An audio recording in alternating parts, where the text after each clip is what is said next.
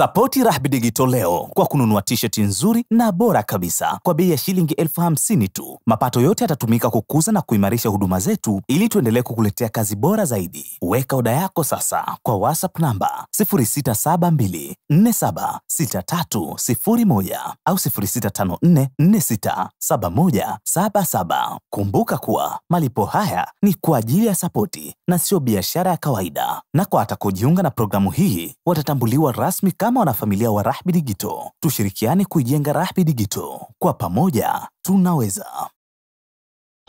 Baada ya siku tatu ya kifo cha Papa Francis, hatimaye serikali ya Israeli inatoa rasmi pole kwa kupitia ofisi ya waziri mkuu kwa kifupi kuwa wanatoa pole kwa kifo cha Papa Francis. Ngoja niangalie taarifa niliona. Israeli jana ilitoa salamu za rambirambi kufuatia kifo cha Papa Francis siku tatu baada ya kuaga dunia akiwa na umri wa miaka 88. Hii iliripotiwa na vyombo vya habari. Katika taarifa yake, ofisi ya waziri mkuu wa Israel Benjamin Netanyahu ilisema taifa la Israel linatoa salamu za rambirambi kwa kanisa Katoliki na Wakatoliki duniani kote kwa kuondokewa na Papa Francis. Apumzike kwa amani. Uhusiano wa Israeli na Vatican ulikuwa umezorota kwa kiasi kikubwa tangu kuzuka kwa vita ya Gaza. Papa Francis alikuwa amekosoa mara kwa mara vitendo vya Israel katika maeneo ya Palestina ambapo ina Wakristo zaidi ya 1,000 wanaoishi kule. Kwa mujibu wa vyombo vya habari vya Israeli, serikali ya Israeli ilifuta jumbe zake za rambirambi kutoka kwa mitandao ya kijamii saa chache baada ya kuchapisha. Mnakumbuka hii taarifa niliwapa au niliweka mtandaoni kuwa Israeli siku ya kifo cha Papa ilichapisha tu ile taarifa rest in peace kwenye baadhi ya ofisi na baadhi ya taarifa ilitolewa. Halafu ghafla wakazifuta. Baada ya kuzifuta hakuna tena taarifa yote ilitolewa, ikawa kimya. Hakuna ofisi ya Netanyahu wala Gideon Sari wala nani ambaye ilizungumza. Yani ni kama walilikwepa lile swala. Isipokuwa tu rais wa Israel alitweet Isaac Herzog kuwa apumzike kwa amani. Licha ya kuwa kulikuwa kuna comment nyingi ambazo zilipinga hilo swala, yani zikiponda kwa nini umepongeza. Kwa hiyo baada ya muda hii inatokea, lakini katika hilo kuonyesha Israeli itawakilishwa na balozi pekee, yani atakayeenda kumwakilisha, yani kwenye maziko ataenda kwa ajili ya kwenye maziko haya ya Papa Francis, yani kutoka kwenye serikali ya Israeli ni balozi wa Israeli Vatican pekee. Yani hakuna hata waziri au kiongozi wote wa Israeli atahudhuria mazishi ya Papa. Kwa hiyo wewe mwenyewe unaweza ukakaa kujiuliza, na wale ndugu zetu ambao huwa tunawaambia kila siku kuwa hawa sio ndugu zenu, hawa sio watu wenu, hebu jaribu kutafuta kosa alilokuwa akilizungumza Papa. Yani Papa alizungumza kosa gani ambalo wa Israeli wamchukie kwa kiwango hiki? Papa alikuwa akizungumza kuhusu amani, akitaka uhalifu uondolewe, watu wasiuawe. Yani alichokuwa anazungumza ni amani. Yani ni mtu aliyekuwa akitaka amani ya watu. Hilo kwa Waisraeli wamelitafsiri kuwa ni kosa. Na kwa nini aliwashutumu? Kwa nini aliwana nini? Fikiria kuwa Papa John Paul, mnamkumbuka Papa John Paul, nadhani aliwahi kuja Tanzania mwaka 90, zamani sana, akakutana na Rais Mwinyi akiwa madarakani. Papa John Paul wa pili alifariki mwaka 2005. Israeli iliwakilishwa na rais wa wakati huo wa Israeli, Moshe Kasaf. Alihudhuria maziko ya Papa John Paul wa pili, alihudhuria Moshe Kasaf wakati huo. Lakini mara hii Papa Francis anakufa au amefariki.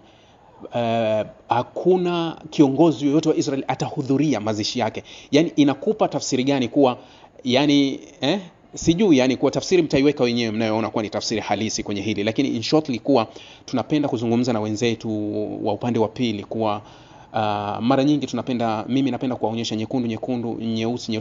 Kitu kimoja ambacho nakishukuru kuwa wengi tunaelewana, wengi tunafahamiana.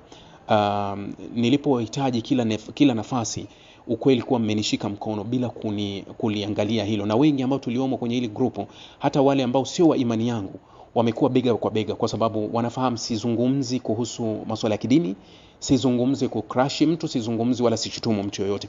Na ndio maana hata tulipokuwa kwenye mambo yetu, mfano labda mazungumzo yetu au michango ya watu wa Gaza, naweza niwahakikishie karibu 30% ya watu waliotuma michango yao walikuwa ni ndugu zetu wa upande wa pili.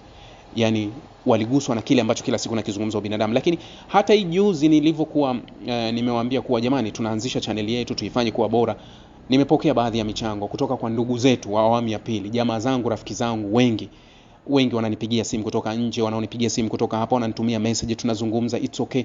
Ni kuwa wanaelewa nini nakizungumza, wanafahamu kabisa kuwa sizungumzi kuhusu kushutumu, mimi nimekuwa nikisimama kwenye njia ambazo ziko halisi. Kwa hiyo Israeli itahudumiwa na au ataihudhuria kwenye maziko ya Papa Francis, balozi wa Vatican, wakati nchi nyingine zikihudhuria wafalme, Trump, sijui nani. Hata huku kwetu sisi hapa Afrika, sisi hapa tutawakilishwa nadhani na makamu wa rais ambaye atamwakilisha rais, yani kiongozi wa ngazi za juu kabisa atayehudhuria. Sasa nchi zingine nimeona waziri mkuu wa Italia, siju marais, yani zaidi ya nchi 50 duniani zitawakilishwa na viongozi wakuu wa mataifa, viongozi wakuu wa serikali za nchi 50, zaidi ya nchi 50 duniani zitawakilishwa. Lakini Israeli itawakilishwa na balozi wake wa Vatican.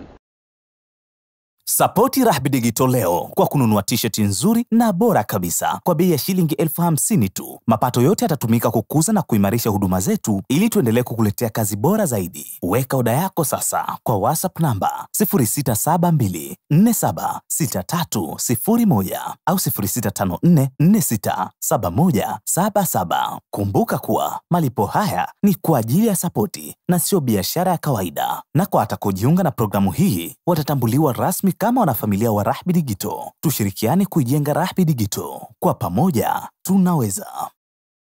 Rahby Digital inazidi kuboreka. Tupo kwenye harakati za kuboresha akaunti yetu na kufanya kazi maoni yenu. Ushauri wenu ni muhimu sana kwetu na tunafanya kila jitihada kuhakikisha tunawaletea maudhui bora zaidi. Kama unahitaji kutunga mkono katika safari hii, unaweza kuchangia kiasi chochote kile ili kusaidia kufanikisha malengo yetu. Changia sasa na uwe sehemu ya mabadiliko. Unaweza kuchangia kwa Equity Bank kupitia namba 301518112229. Jina ni Ibrahim S. Khalfan. Mix by Yas 0673800882. Jina ni Ibrahim Khalfan na M-Pesa ni 076850500100. Jina ni Ibrahim Khalfan. Rahby Digital, haki na ukweli.